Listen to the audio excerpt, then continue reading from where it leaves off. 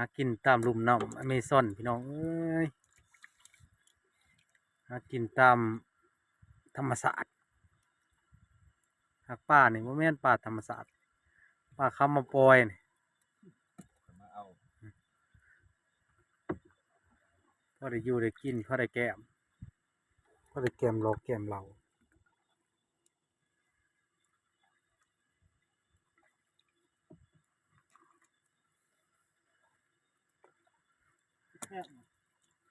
เยอะสิปลายแหละ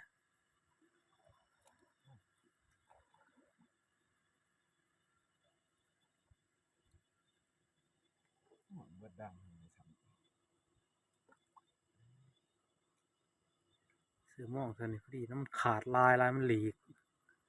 ป่ามันหลีก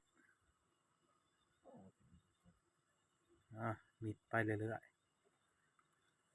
มิดไปเรื่อยๆนะโอ้เฮ็ดบ้านโอ้บ่ทันเลย โอ้ มองปิดขอโทษ อะไรย่ำมองพี่น้องเอ้ยอยากสิมานหรือบอล เล่นบอลตัวน่ะ ได้มาแล้ว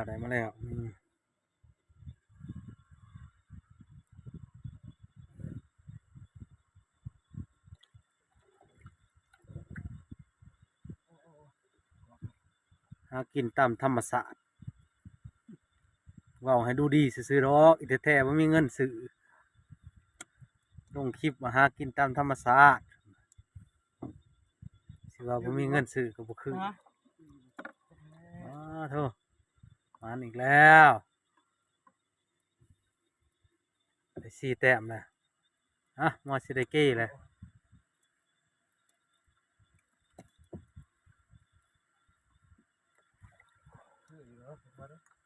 มา5 แต้ม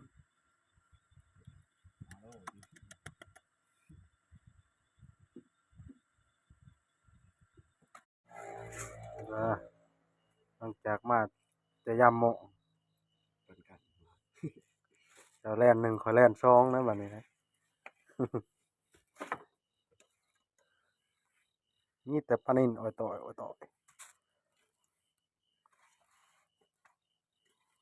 ปลาขาวหมดนี่ก็พอซะ โอ้นะ ตัวใหญ่ฮะ2ตัวหมดตัวนี้